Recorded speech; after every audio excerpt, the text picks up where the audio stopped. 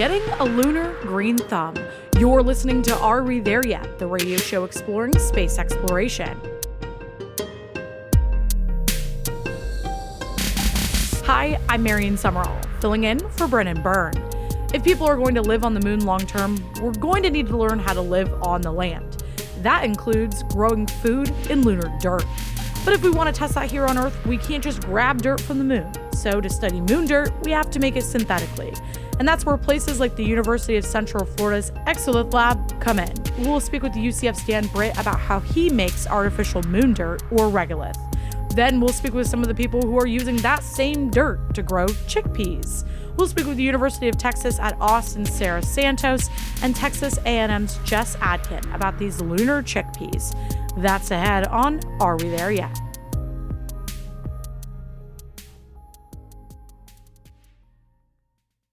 As we get closer and closer to sending humans back to the moon through NASA's Artemis program, understanding the environment and the dirt on the moon is crucial as humans spend more and more time living and working on the lunar surface.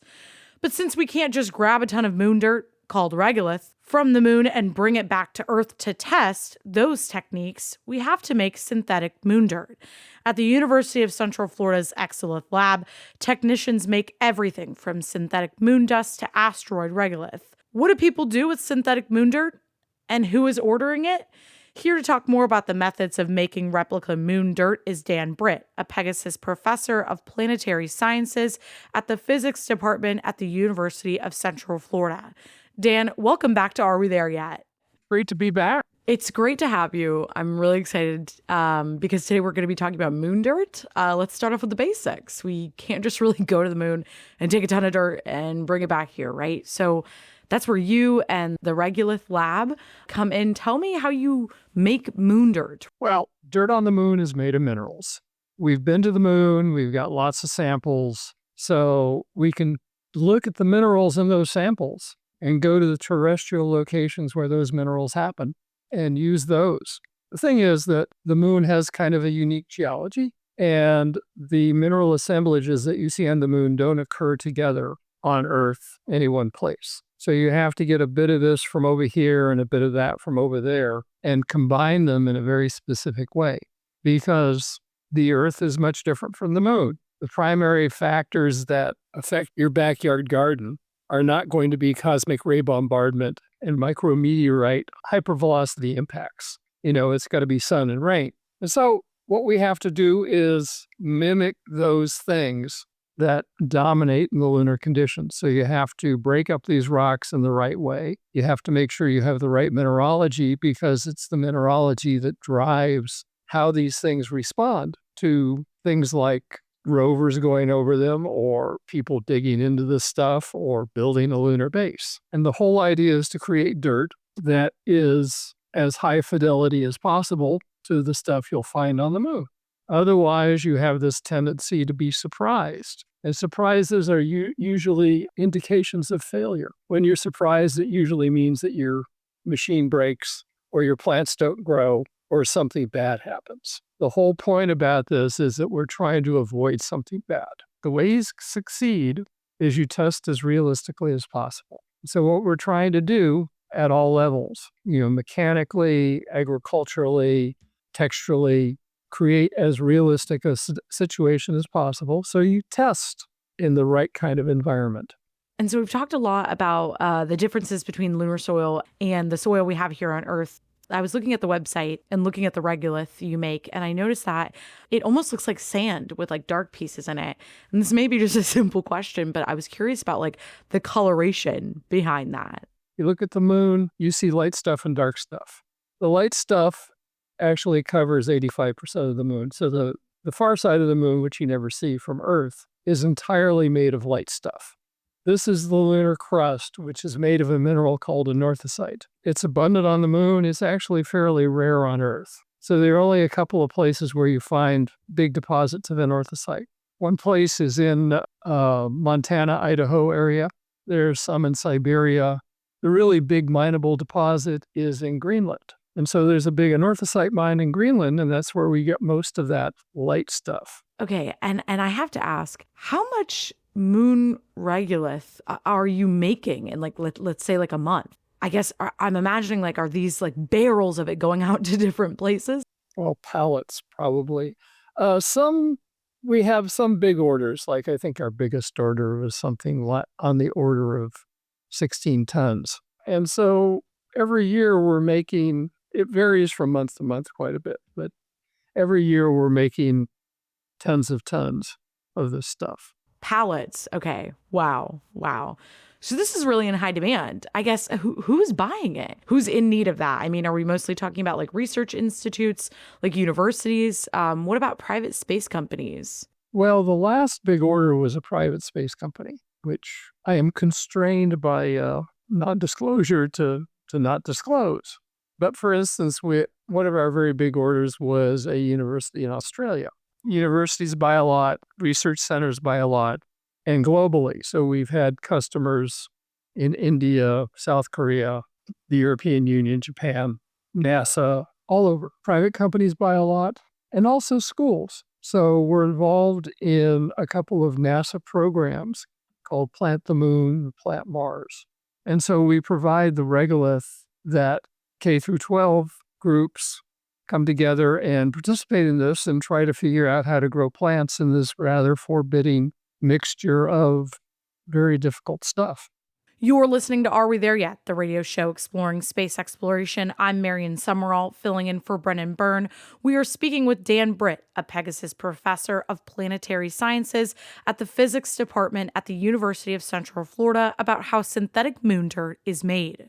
I mean, it's so fascinating to me that not only, like you said, you're working with these private space companies on this too, but it is really a learning opportunity for universities, for students, right? Like young students, like you mentioned. And, speaking of universities, we actually spoke with some folks that are using your regolith to grow chickpeas.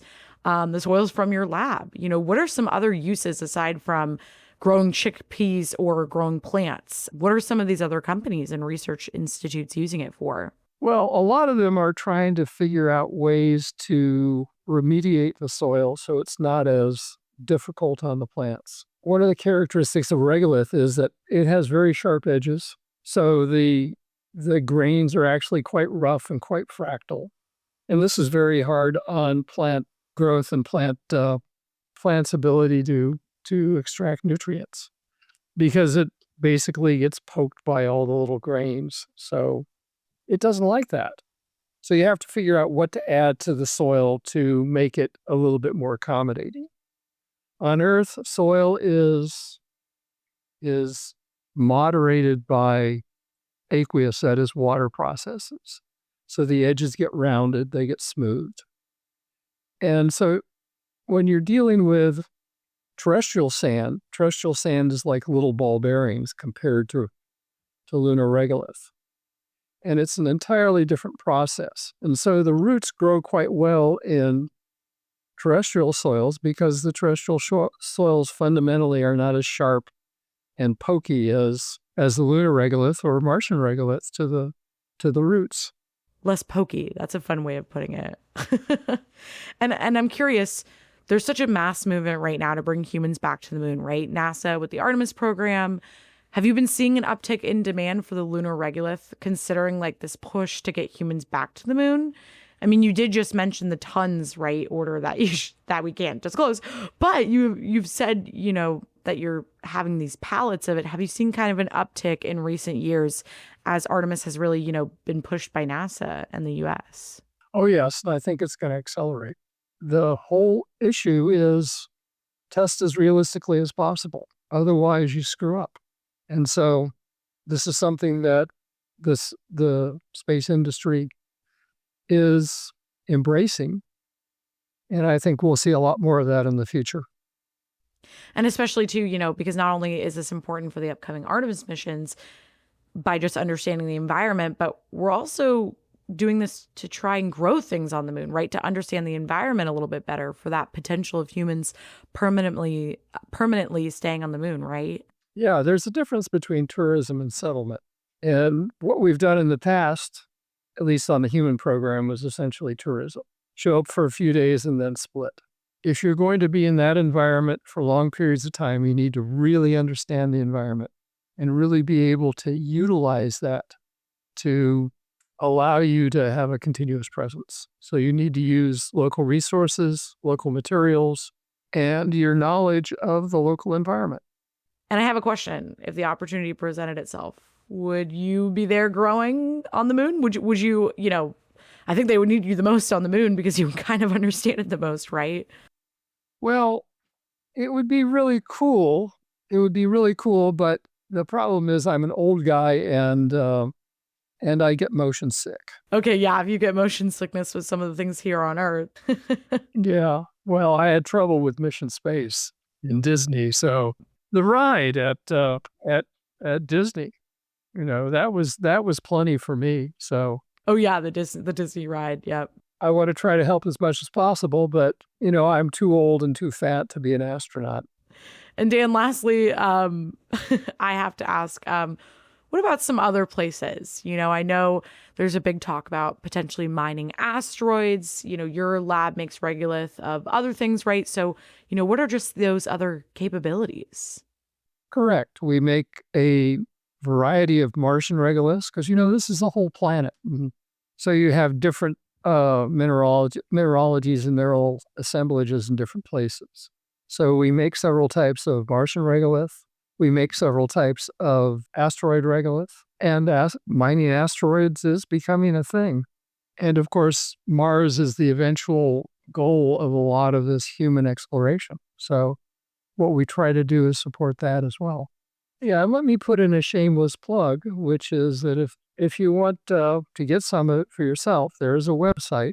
Just Google Space Resources Technologies, which is the marketing and distribution end of the whole regolith production operation. And they take credit cards, and they will be happy to ship it to you by the kilo or by the ton. So if I were to just buy some and try and grow my own plants, that's just something I can try and do at home. Of course. Make my own plants in moon soil. Grow your own in plants. Be careful when you open the package because this stuff is actually finer than what you're used to in dirt. Dirt tends to clump together a lot more than regolith.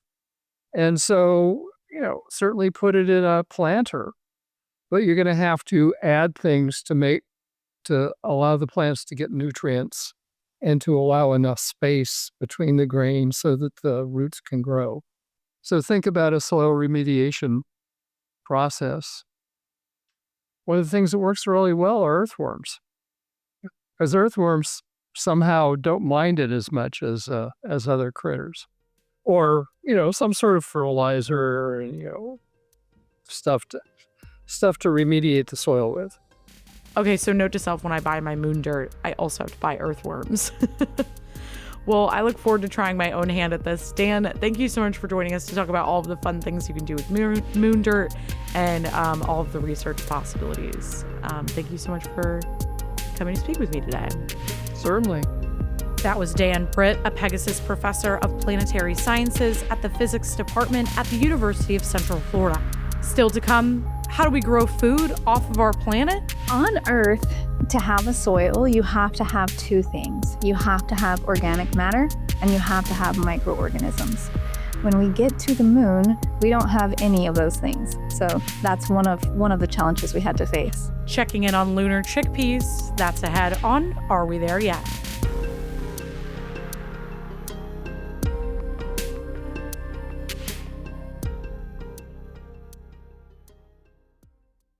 Support for Central Florida Public Media comes from the University of Central Florida, offering their Masters of Science in Data Analytics program. Designed to enhance skills in data analysis and machine learning, the new Artificial Intelligence track offers specialized courses to deepen understanding of AI technologies and their applications. More at ce.ucf.edu/data.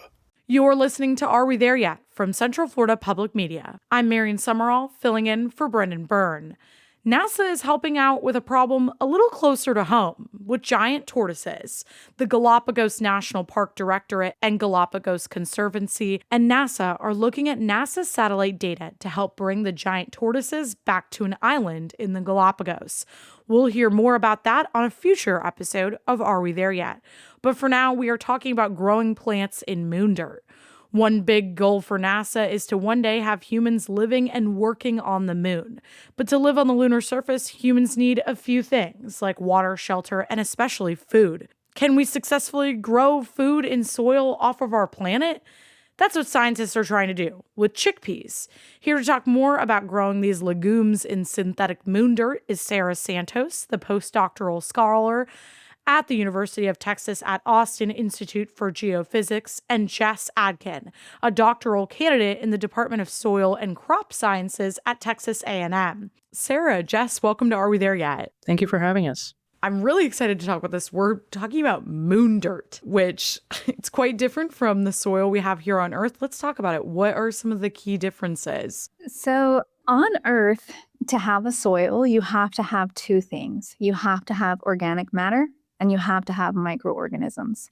When we get to the moon, we don't have any of those things. So that's one of the challenges we had to face. Yeah, there's also the question about the structure, because on Earth we have weathering of our soils, but on the moon we do not, which means the particles on the moon are quite sharp, which can cause all sorts of issues, including micro tears in the roots of the plant. If I went to the moon right now and I planted something, it's probably not going to grow, right? Maybe for a short time and perhaps not well. Okay.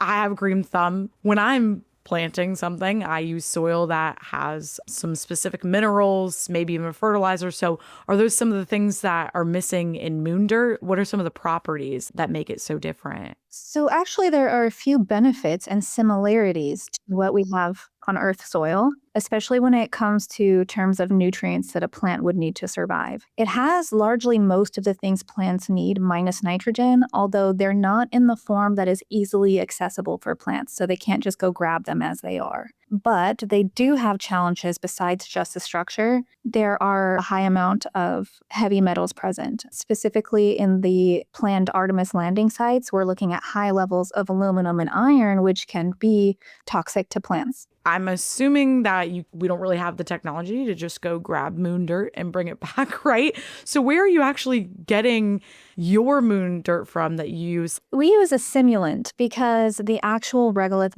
brought back from the Apollo missions is kept in a very specific safe area, and it's not something they have a lot of. So we use a simulant that is modeled after the specific landing sites, and we actually get that from Exolith Labs in Florida. Fascinating. Yeah. So you literally have to kind of make this moon dirt, right? I mean, we can't just go up to the moon and come right back down with a big jar of it, right? You have to get it from somewhere. Yeah, and I'll add that we use it in large quantities. So we're planting about 1/4 of a gallon pots per plant, and we have quite a lot of plants. So we need a lot of this simulated moon dust. That's so interesting. I want to talk about that, of some of these plants. So we're here today to talk about chickpeas. Why chickpeas, like out of every other plant? And also, what were your findings?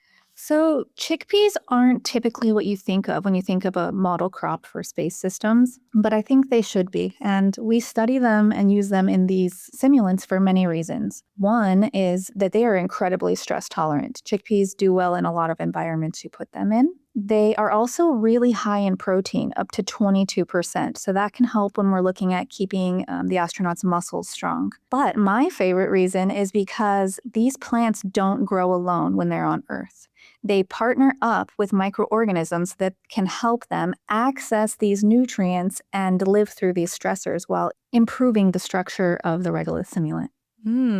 Okay, very interesting. So that's kind of why they're the main targets, because they can actually like help other systems. What I want to talk about too is the aluminum factor, right? Did you have to add anything to the soil to kind of help the chickpeas grow better in the moon dirt? Yes, we did add the two things. I had mentioned earlier that on Earth, to be a soil, you need organic matter and microorganisms. So we thought we need to supplement both of these things to potentially get a healthy crop.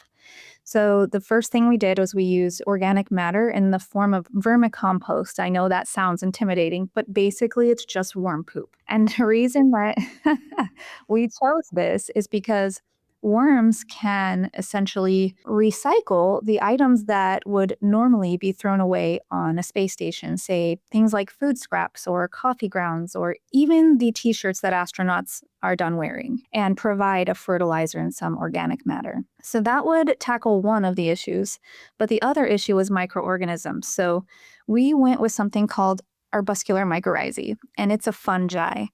And the coolest thing about this fungi was it was actually one of the things that helped early plants colonize land on Earth. So we thought, can we use this same ancient symbiosis and get these same properties on the moon? That is just fascinating. Yeah. And so what did we find with growing with these chickpeas, right? How did they fare? Were they tastier than normal chickpeas? Let's just talk about some of the findings. I would like to start with saying every plant that was in any regolith mixture was stressed. They didn't grow as well as the concentrations got higher of regolith to vermicompost. The plants got smaller. And we saw that in terms of reproduction as well.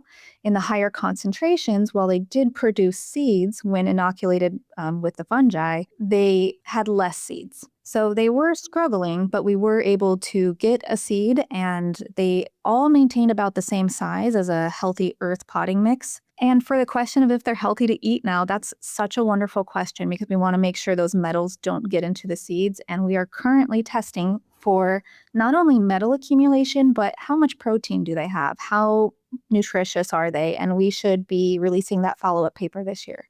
I will add that I tried to plead to Jess to let me eat the chickpeas, but she said no. Um, I was willing. I would love to have like moon hummus. That sounds fantastic. You're listening to Are We There Yet? The radio show exploring space exploration. I'm Marion Summerall, filling in for Brendan Byrne. We are talking about growing chickpeas in synthetic moon dirt with Sarah Santos, the postdoctoral scholar at the University of Texas at Austin Institute for Geophysics, and Jess Adkin, a doctoral candidate in the Department of Soil and Crop Sciences at Texas A&M. I guess I really want to touch on, you mentioned, okay, well, they're smaller, right? They're still successful. That is a success. Nonetheless, they were able to produce seeds, right? That's an incredible feat. Looking at the future, what will we, like, as humanity, have to do essentially to grow food on the moon? So I think it's going to be kind of a combination approach. We have to be wary of how much material we need to ship because it's incredibly expensive if we're just to ship Earth soil. But there are already really awesome studies going on the ISS where they largely use hydroponic systems, which use water and nutrients instead of a soil. So I think it's going to be important we use many different systems and many different crops to make sure we kind of have fail-safes. Fail-safes. Okay, that's really interesting. Sarah, do you have anything to add on to that too? Yeah, we couldn't today just go to the moon and plant because plants are going to need nitrogen just like humans need nitrogen. So if there was the lunar settlement and there was an engineered structure that allowed us to keep the environment, the air like we have on the ISS, and that we could bring some regolith, I can see us being able to plant. I think when it comes to shipments and also thinking about the cost of shipping things, I think it would be much more fun and cheap to have a pocket full of worms and fungi that we could use for these methods that we describe in the study that we did. Well, and you mentioned something that was really interesting earlier. I believe it was Jess. You said that where the Artemis astronauts would be landing, there's a lot of aluminum there. So that's really interesting too, is there's this big push to go to, the south pole of the moon. But is that the best place to even grow plants, right? I guess where would be the best place to grow plants on the moon? As you get to other areas, you're going to deal with different metals and different concentrations. So that's one of the superpowers of this fungi. So not only can it link up with the plant roots, but it secretes a protein that is basically like a glue. I hate to say this, but like a fungal booger. I love that. Fungal booger. This This protein can actually bind to these metals and reduce the uptake into the plant. So, yes, we are going to deal with issues of certainly looking at heavy metals, but we also have to look at methods to prevent the uptake in plants. And that's why we're testing them to see if these methods work, how healthy they are. If they are not healthy, how many generations of growth until they are, and essentially how long until these microorganisms and plants working together will create a healthy lunar soil that perhaps we could then grow different plants in.